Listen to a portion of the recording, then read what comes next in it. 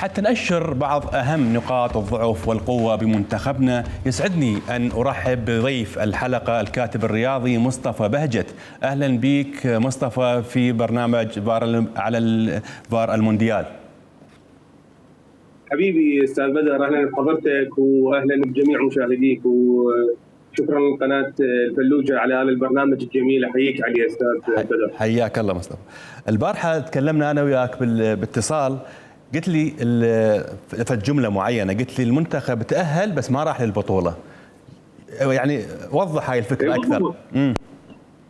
بالضبط، يعني مع كل حبنا واعتزازنا طبعا، يعني وانا يعني المتحدث اعرف عن نفسي، انا رجل مدون ومشجع لا اكثر، انا مو متخصص بالموضوع، بس احنا الرياضه شايفيها ومتابعين دوريات هواي، ونشوف شنو معنى، نعرف شنو يعني الذهنيه وشنو يعني الحضور وشنو يعني التواجد. للاسف مشاركتنا كانت خجوله، يعني ما تتناسب ويا العطاء اللي صار على الاقل باول 60 دقيقه ويا النرويج. فتحس ان المنتخب العراقي كانه حقق النصر الذهنيه اللي موجوده عند اللاعبين، النصر تحقق بمجرد انه احنا تاهلنا لكاس العالم. في حين احنا تاهلنا لكاس العالم من بعد جرجره، يعني احنا صعدنا من بعد ملحق الملحق. وغلبنا بوليفيا بتوقيت البوليفيين نفسهم بعد ما متريقين.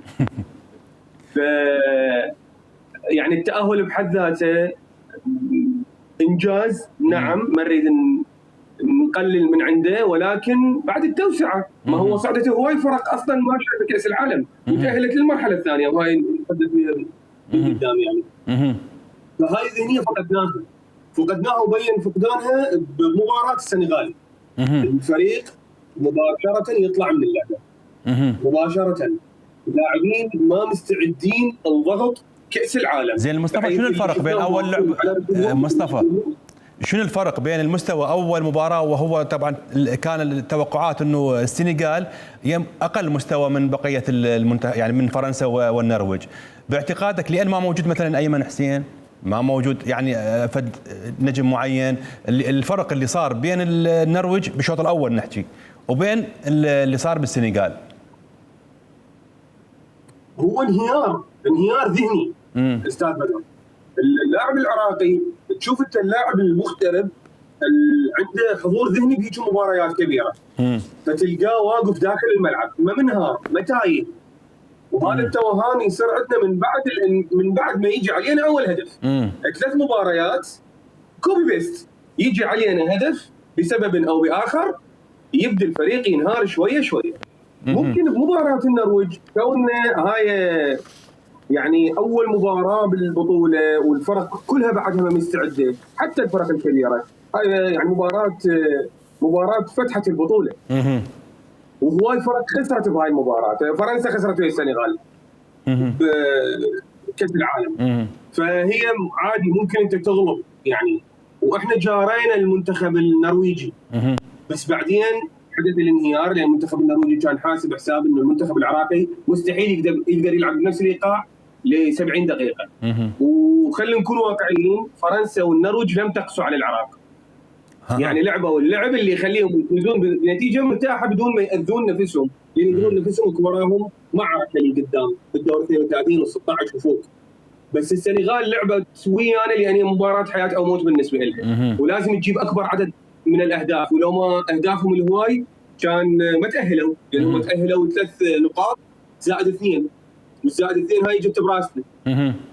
ليش؟ يعني شنو الفرق؟ عليهم 3 اهداف الاولى و5. يعني شنو التوقيت، شنو مشكلته؟ التوقيت شنو؟ نعم يعني التوقيت، يعني يمكن سمعتك خطأ، قلت لي التوقيت كان خطأ يعني؟ لا ما قلت التوقيت خطأ. بس المباريات هاي يعني مباريات ال 60 دقيقة اللي لعبناها وهي النرويج، هاي مستحيل انت تقدر تلعبها بكل المباريات. صعب جدا لان توقيتات المباريات قريبة. يعني كل بين مباراة ومباراة هي دوري المجموعات كله يخلص ب10 ايام. نعم. فانت ما عندك لاعبين بجودة عالية، فهذا مستحيل كل 3 ايام يقدر يقدم لك نفس الباور، نفس الطاقة. نعم. لازم انت عندك دكه سقفك بس مصطفى لخططك. نعم.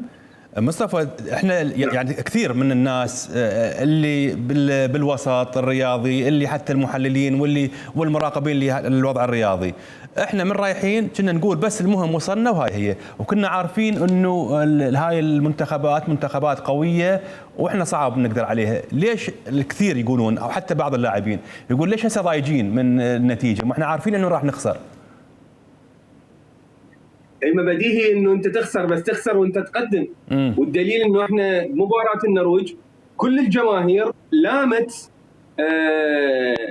كابتن جلال وكابتن زيد على الخطا اللي سببوا الهدف الاول. بس احنا خسرنا 4. الناس ما لامتهم لان احنا خسرنا 4 ولين احنا خسرنا بهاي النتيجه الثقيله، بس لامتهم على هاي التفصيله. احنا ندري النرويج متطوره كره القدم اكثر من عندنا، وندري فرنسا وصيف كاس العالم وبطله كاس العالم النسخه قبل الفاتن، وندري بالسنغال بطله افريقيا. بس قدم اداء الناس طقت حوصلتها مثل ما يقولون هن. بلعبه السنغال المنتخب ما قدم شيء، انهار انهيار تام، سلم المباراه للسنغاليين. والشيء اللي يجرح يعني انه المنتخب العراقي هو قدم أسوأ فارق بالبطوله، عليه 12 هدف والى هدف واحد. يعني حتى بنما اللي ما جابت ولا هدف بالبطوله وطلعت هم جت عليها بس 4 12 خلال 3 مباريات. نتيجه ثقيله، نتيجه صادمه طبعا، نتيجه حقيقيه. زين، تتوقع تغيير الحارس بلعبه السنغال كان له دور؟ يعني كان احمد سالم وبعدين جلال حسن؟ هو احمد باسل اصيب. احمد باسل عفوا. حسب يعني الرجل اصيب وحارس مصاب ما تقدر تكمل به لعبه، يعني مهما يكون وشكل الحارس. بس هي التبديلات، المشكله مو بالحارس. تبديلات لعبه السنغال، التبديلات ال5 انصرفت على لاعبين لاول مره يشاركون. ما راح يعطيهم فرصه، يمكن قال لك خليه يجرب حظه.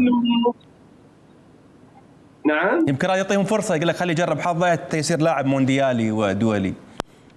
يعني هو الرجل قالها. وهاي يعني هاي عقليه التارتان. انا اسف من كابتن جراهام، اعتذر جدا يعني انه انت تنزل لاعب لان بس تريده يشارك، وهاي مخجله. يعني هاي المفروض ما تنقال للاعلامي. اوكي ممكن تتبرر باي طريقه ممكنه، بس ما اعرف هو هل اللعب دقائق في كاس العالم ايش راح يضيف لاي لاعب؟ هواي لاعبين لعبوا كاس العالم ووصلوا للمباراه النهائيه ونساهم التاريخ، ما حد يذكر.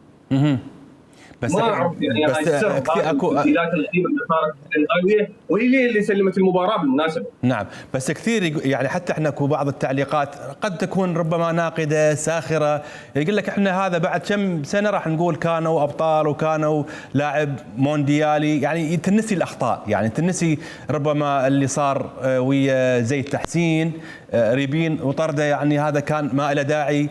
ربما بعد سنه سنتين تنسي هاي. لو شو تقول؟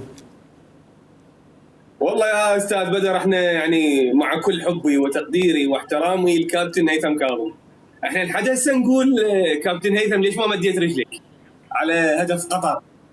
الجمهور العراقي ما ينسى بسهوله، وخاصه مثل هيك احداث.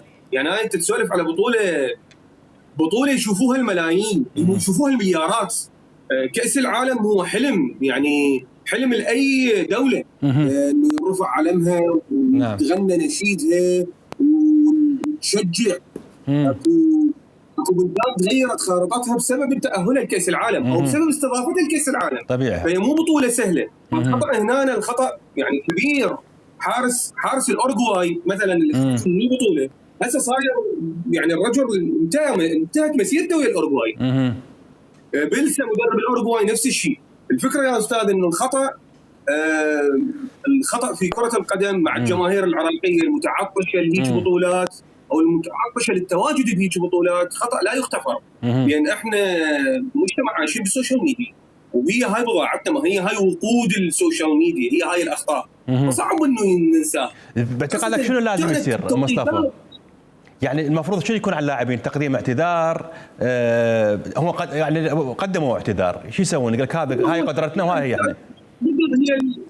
هي هو الفرش وقع برا. احنا طلعنا من البطوله. طلعنا من البطوله. لازم ما هي الخطوه القادمه؟ شنو هي؟ الاتحاد العراقي هسه صارت عده، يعني صارت بحصيلته 12 مليون ونص دولار اللي هي مكافاه كاس العالم. ايش راح نسوي بيها؟ شنو خطواتنا للاربع سنوات عندنا بعد 3 سنوات راح نطبق تصفيات كاس عالم جديده، وهم حسب الموجوده او حسب اللوائح احنا راح نبقى بنفس النظام. فايش راح يسوي المنتخب العراقي؟ احنا راح نرجع نهدم ونبدا من جديد؟ لو اكو خطه، لو يعني شنو ماذا سيحصل؟ هذا الاتحاد العراقي لازم يحدده، لان احنا اصلا عندنا بطوله الخليج وعندنا كاس اسيا هسه على الابواب. فهاي المناكفات اللي بدها تصير بالاعلام هي سلبيه حاليا. يعني اوكي احنا ننقد المنتخب لنقطه معينه، بس وراها المنتخب خلاص هاي انتهت النقد. بس احنا بعد اذا حكينا على ربين او اذا حكينا على العفو كابتن ربين او كابتن زيد او كابتن جلال، بعد هي القصه انتهت. هو انتهت اللعبه، انتهت. احنا تواجدنا انتهى بكاس العالم، بس ما بعده. ما بعده.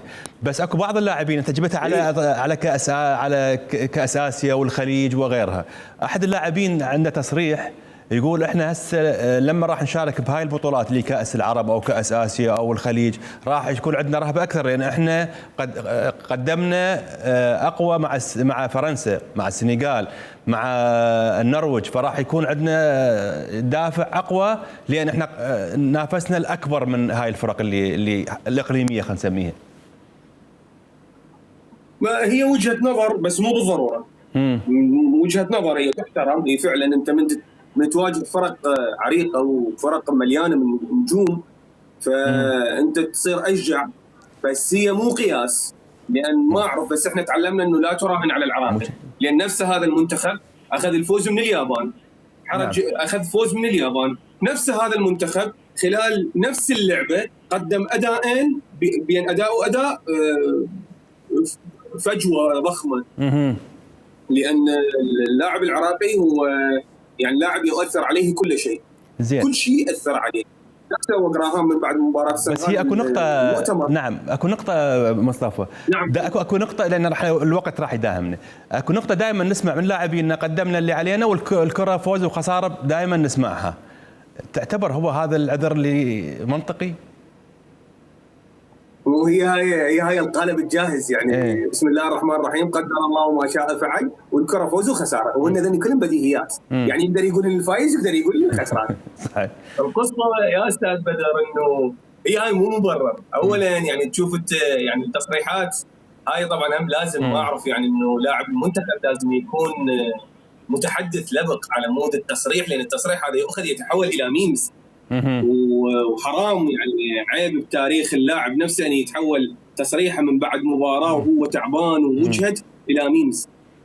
هاي مو مبرر، لان كره القدم تطورت جدا، واللاعب هاي وظيفته. يعني وظيفته بالدنيا ان يكون لاعب كره قدم، فيجيد احدث ما موجود في هذه اللعبه. اكو الاشياء متاحه، يعني احنا مو مغيبين او عايشين بكوكب ثاني. الاشياء متاحه داخل الانترنت، التدريب الذاتي، واكو صرف. يعني المنتخب ينصرف عليه فلوس. نعم. مدربين اجانب، وهدايا تقدمت لهم هواي، والهدايا اللي جتهم كثيره ايضا حتى الناس حسدوها عليها، لكن يعني هذا اللي موجود. مصطفى حكمة الكاتب، نعم طبعا كنت ويانا ضيف عزيز، والوقت هو اللي داهمنا، ولا الكلام كثير حلقات قادمه ان شاء الله. شكرا جزيلا لك مصطفى.